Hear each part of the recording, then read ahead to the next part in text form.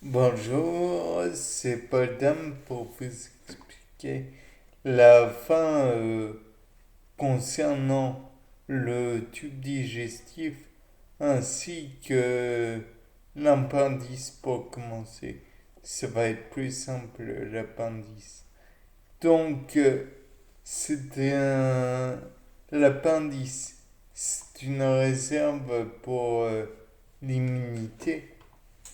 Ce n'est pas inutile de la garder, même si c'est une structure vestigiale. De plus, je tiens à vous rappeler que le gros intestin va recharger, disons, le sang en nutriments. Donc, qui dit recharger dit poreux. Les pores de l'intestin pourraient donc hypothétiquement être la voie d'entrée de d'autres bactéries. Donc, sachant que nous avons Escherichia coli, mais que celle-ci est une bactérie, disons, commensale, à savoir que elle,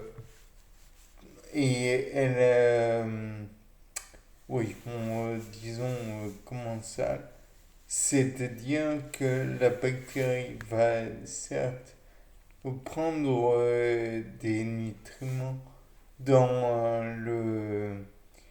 dans la matière que nous digérons, mais en plus, elle va en retirer des éléments qui étaient absents.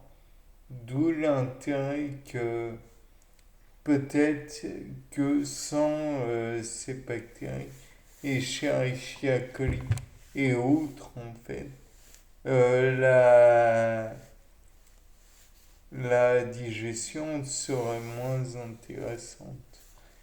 Néanmoins, il faut dire que parmi les bactéries, vous pourriez tomber sur des bactéries beaucoup moins gentilles.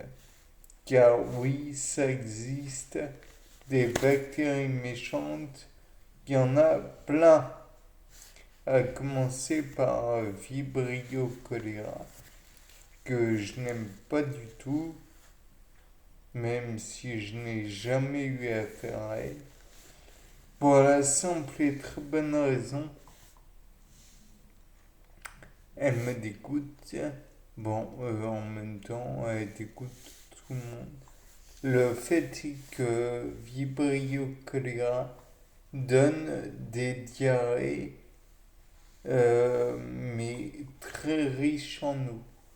Donc, en fait, vous vous déshydratez en vous purgeant de vos sels. Et finalement, vous risquez de mourir d'une diarrhée hydrique dans peu de temps, au bout de peu de temps. Ça ne prend pas une semaine, hein. Je dirais au maximum que ça prend 2 3 jours. Et ça, c'est dur. Franchement, c'est pénible de se l'imaginer. Bien sûr, on peut se dire, oui, mais dans ce cas, ce sont des bactéries orofécales. Donc, des bactéries provenant des excréments d'autres animaux que l'on aurait ingérés. Oui, mais on peut les retrouver dans des ressources que l'on consomme habituellement, telles que l'eau. Parce que dans les premiers temps, euh, comment dire, les excréments n'étaient pas rejetés assez loin de l'endroit où l'on prenait la consommation en eau. Et donc, on aurait pu dire, oui, mais dans ce cas, on ne boit plus d'eau et on meurt rapidement. Oui, mais le problème de boire l'eau, c'est que, eh bien, elle est empoisonnée en quelque sorte. Donc, il a fallu que certains, euh, je sais plus s'il était pharmacien, médecin ou quoi que ce soit d'autre, mais Monsieur John Snow, oui, rien à voir avec certains feuilletons. C'est permis de démonter la voie d'accès à cette eau polluée. Et dans ce cas, bah, ça a causé comment dire, une meilleure santé chez les gens, puisqu'ils arrêtaient de s'empoisonner régulièrement. Donc finalement, grâce à lui, on a un petit peu amélioré la santé des gens. Donc, ce qu'il faut retenir, c'est que malgré les circonvolutions dans votre intestin, c'est-à-dire des vaguelettes pour ralentir la matière fécale et augmenter les surfaces de contact de ceci avec l'intestin pour améliorer finalement une absorption des nutriments.